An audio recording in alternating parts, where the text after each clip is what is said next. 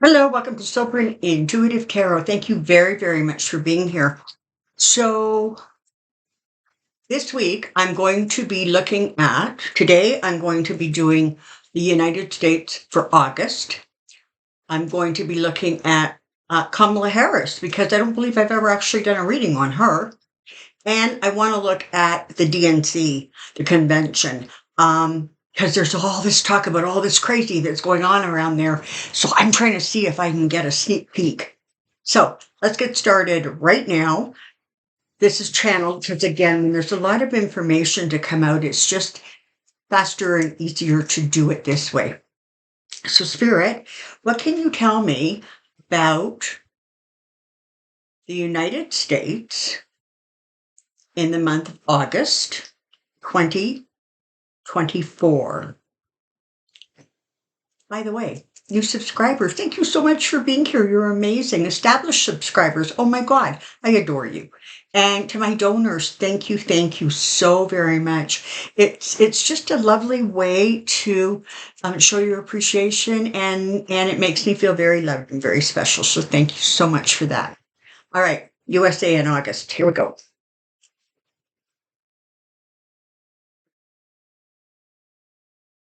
Okay, so we can anticipate more fireworks.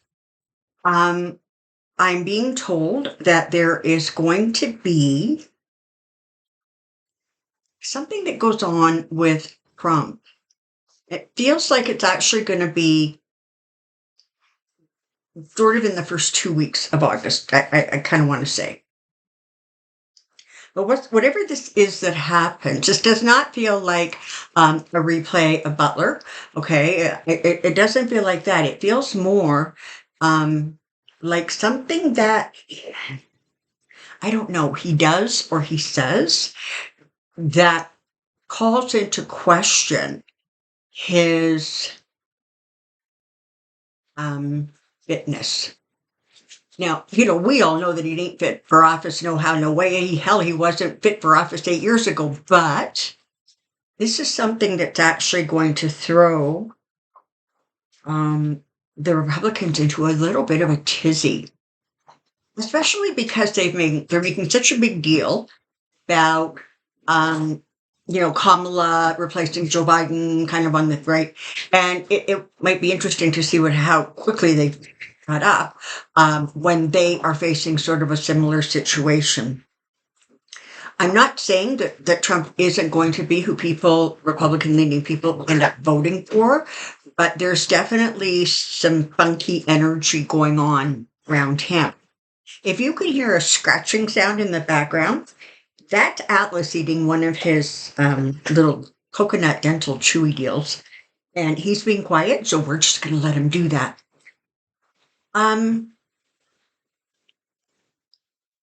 Kamala Harris is going to continue to pick up steam. Now, it's going to level out a little bit, but even as it levels, it's sort of going to be kind of in an uphill trajectory. As of right now, it looks like certainly in August, she is going strong. We'll see maybe when we do her reading or the convention, see if there's anything going on there. But she is being incredibly well received. She will continue to be incredibly well received. She's up for this. She's up for the challenge. She has a team in place who have just jumped on it. And one of the things that's really interesting about kind of just what's been going on in the last week is that as soon as the Republicans or Trump or Vance does or says something really stupid, man, her media people are on it right now. They are not letting anything slide. And you know what? That's a really, really good thing because, first of all, it's showing up on, clips are showing up on YouTube and TikTok and all the other platforms. And so that's kind of keeping it front and center. But more, it gives people just a sense of reassurance that she's on it. She's on the job. She knows what she's doing. She's moving forward. Could you make any more noise? Huh? Could you? Could you make any more noise? Um, okay.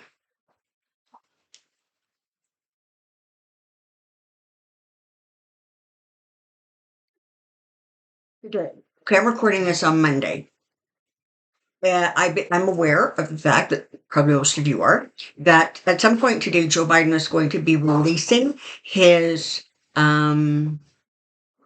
desires, his plan for reform of SCOTUS. So they're saying that the plan is not going to be as dramatic as we all wish it would be, but nor is it, Band-Aid. Um, it's going to cause reverberation for sure in the Republican Party because, of course, they spent like a really, really, really long time making sure that they got all of those very conservative judges on SCOTUS. And it's going to get disassembled. You can also anticipate continued pressure to take AOC's impeachment of both Alito and Clarence Thomas more seriously. People sort of thought it was like an empty gesture because it's not likely to pass the House, but it's not going to end up being exactly an empty gesture. During the month of August, and I'm also hearing like September, October, it's going to become more and more apparent that there needs to be something done because I'm being told there's more stuff that's going to come out. Like, you know what? You have to wonder how they have not finished unearthing all of the dirty laundry of those two in particular, but apparently they haven't. I'm also being told that Chief Justice Roberts, is going to come under a significant amount of almost political pressure to get some kind of control over his judges. Behind the scenes, there is like a family dinner over the holidays when everybody's mad at everybody else. It is so tense, and people are not being subtle about it. They're showing me Kavanaugh, and for some reason, he seems to be having some real concerns. I'm not sure whether he thinks that maybe something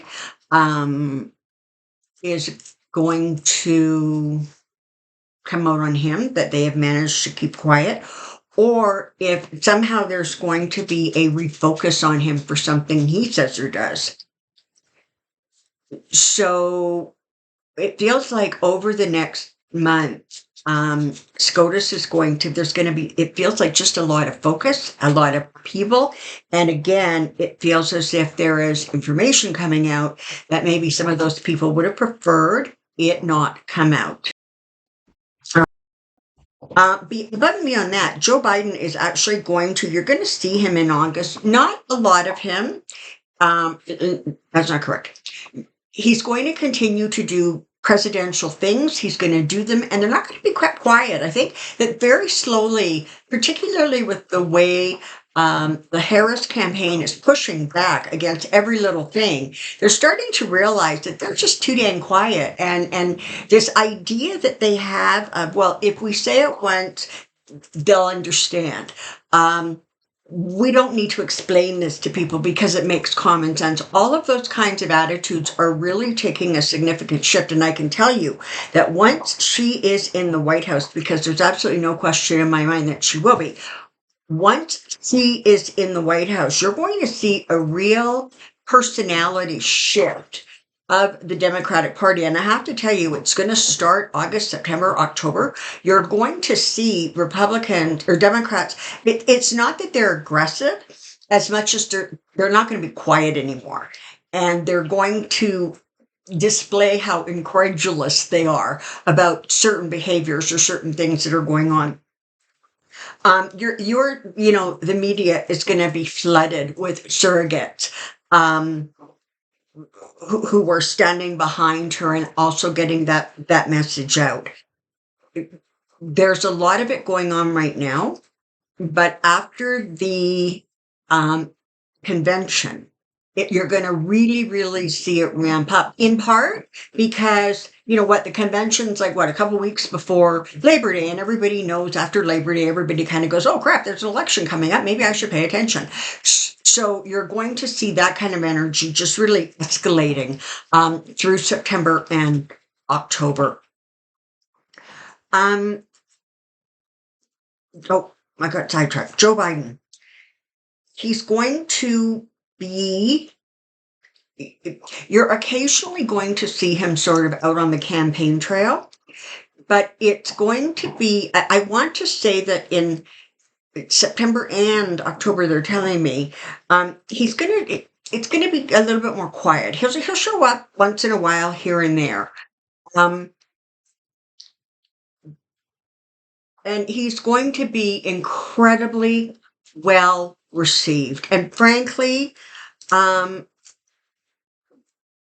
it would be nice if those really warm receptions went at least in some direction to help the healing process that he's going through. He has been, you know, it's for him, it's bittersweet, right?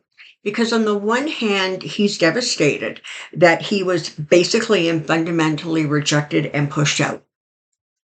But the other side of him is so worried and so concerned about what the Republicans are doing, particularly Project 2025, that there's a part of him that is incredibly relieved that, you know, Harris has been able to create sort of this surge of enthusiastic and excitement and fundraising and volunteering. And oh my God, all the new people who have, you know, registered. That reminds me, and I'm going to say this a few more times between now and the election. Make sure you are registered and stay on top of it, particularly if you are in a purple red state. Stay focused on that because there's going to be some shenanigans that are going to go on. And if you're not paying attention, you may find yourself off of those voter rolls without being even made aware of it. So stay on top of that personally for yourselves.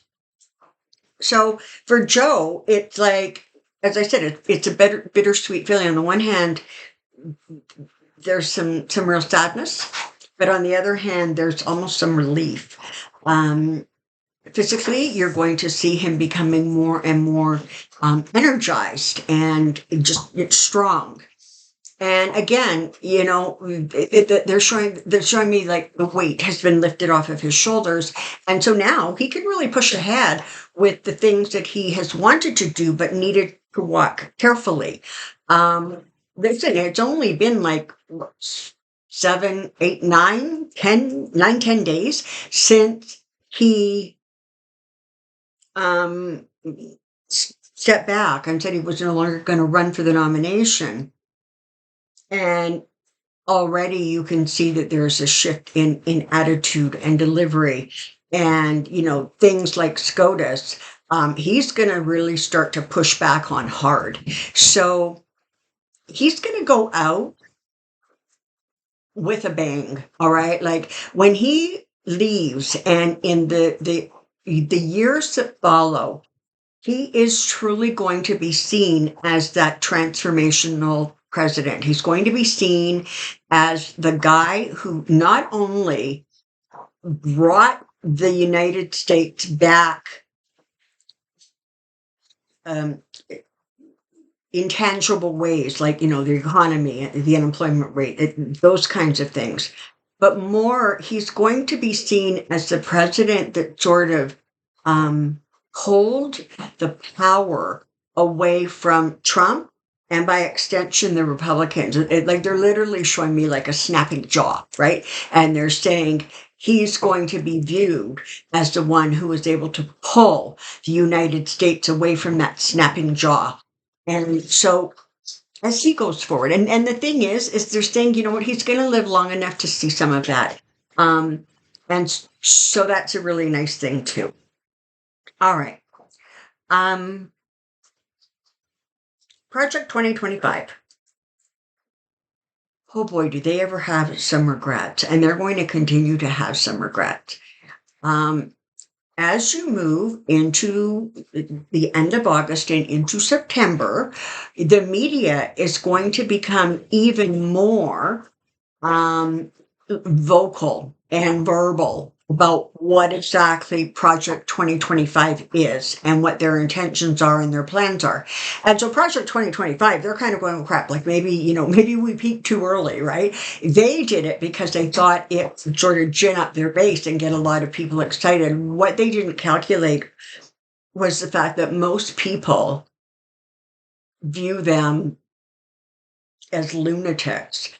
Most people view them as democracy destroying. And most people do not want to live in a dictatorship. Most people do not want to be told what they can do with their bodies and what their kids can read and how they should think and the way they should react. And more importantly, did you hear at one of Trump's rallies over the last weekend, he said, he was addressing some sort of a Christian organization. He literally said to them, you need to vote for me in this election, but then you'll never, ever need to vote again. I'm going to make sure. Are you kidding me? And there's people who are not registering what that actually means, and they're clapping and they're applauding. But the message is slowly going to get through because Trump is going to become more brazen, if that's even, if you couldn't even comprehend it. But he's going to become more aggressive, and the more aggressive he becomes, the more things kind of slide out of that mouth of his. So there's going to be more and more going on with Project 2025. And listen, I have to warn you because it looks like even though there's going to be all of this sort of focus and attention, it feels like I want to say until round about the middle of September, maybe the third week in September, it feels as if in some areas, their message is going to start to really gain momentum. And that may, in fact, even be part of the reason that Trump becomes so kind of out front with it. But it's not going to get them anywhere. They're going to be stopped and blocked before they can actually do any damage. And we're, of course, discounting all the damage that, has been done. Of course, that's more through the Heritage Society, but of course, those two are in bed together. But all the damage that's been done with the Supreme Court, we're sort of moving that to the side based on kind of the things that Project 2025 would makes that look like child play.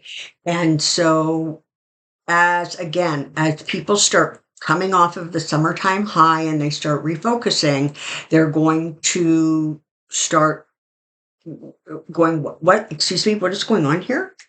There's that. Did you also see, what is that place called in Florida? The Village, where, there's all of the retired seniors and their golf carts. They had a massive, I don't know, like get together or rally or something just in the last few days. And they were all enthusiastically supporting Harris. So things like that are going to really start to get under Trump's skin. And when that happens, we know what happens. He becomes aggressive and he says things. The problem is that now you have somebody that's pushing back. And he's going to get called on it over and over and over again. And that's going to start shifting and changing people's sort of attitudes about what he says and what it actually means. So you're going to see that kind of shift going on. So over the month of August, you're going to see, I have to say, it feels like the next couple of weeks feel more like the focus is going to remain on Kamala Harris and her campaign.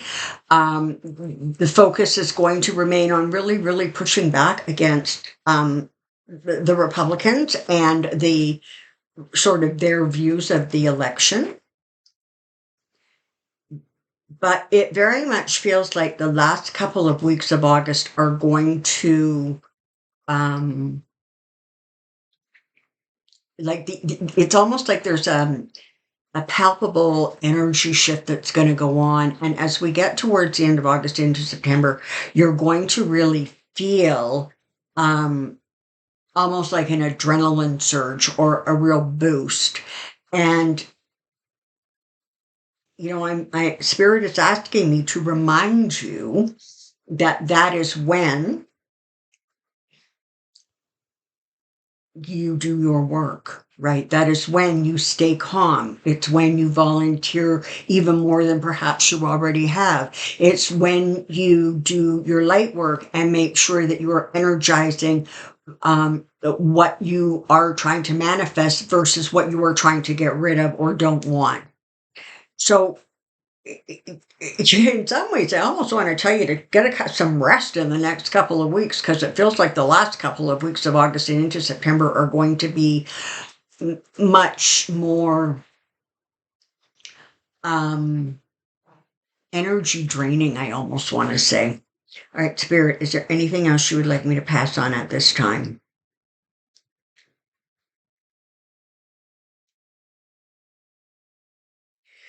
Um, they, they want you to know that the imbalance, the real wobbling that was going on energetically with the earth is starting to stabilize a little bit, just because the energies have stabilized and there is now more positive light energy out there, and that is having the ability of sort of dampening down some of the more negative emotions. And the negative emotions, of course, are their fear and their aggression and their bullying. And those behaviors, again, as I've said, are kind of getting called out, and they're not being well received moving forward. And the final thing that they want me to remind you of is that the polls, and listen, we don't put a lot of, I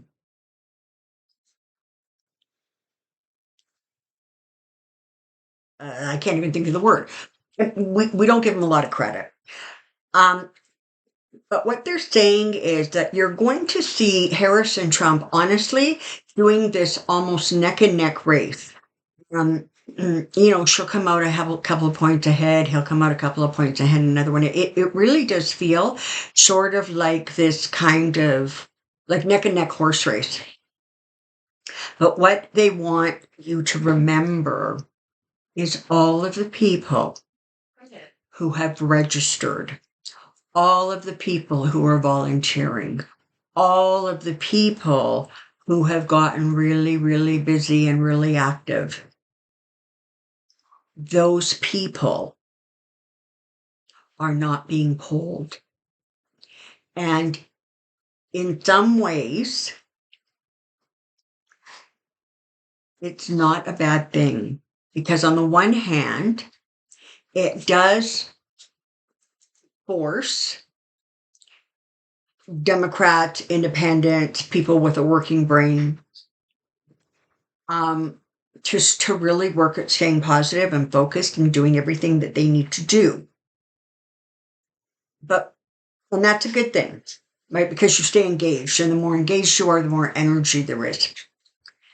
But because there's going to be this sort of neck and neck feeling, the Republicans and Trump are going to become more and more aggressive and more outrageous to get their message out, to hold on to the base they have. Because every day you're going to start hearing about people who were for Trump who are now not. And you know what? And that's okay, because the more panicked they become, the more likely they are to do and say things that are not in their best interests. And as long as as long as they don't feel like they're going to lose, it's not so much that they stop all the nonsense that's going around in terms of trying to stop the vote, slow the vote, that kind of thing. But they're not going to be as aggressive about it. They're staying because they're going to become a little like complacent. Like, no, we've got this. Even though she's getting a lot of attention, yeah, that's cool. But listen, according to the polls, we're still sort of neck and neck. Be prepared. At this point, they're showing me an absolute tsunami of blue. It's not even a wave. And that's because so many of the people who are going to create that tsunami are not part of who gets polled. And so there's going to be, again, that sense of almost like shock and awe as the results start coming in, and the Dems are going to be doing like so much better than it was anticipated that they would. All right. That's what I know. Please comment in the questions in the comment section for Pendulum Friday. And thank you very, very much for being here. I really do appreciate all of the incredible support. Until next time, take good care and be well. Bye-bye.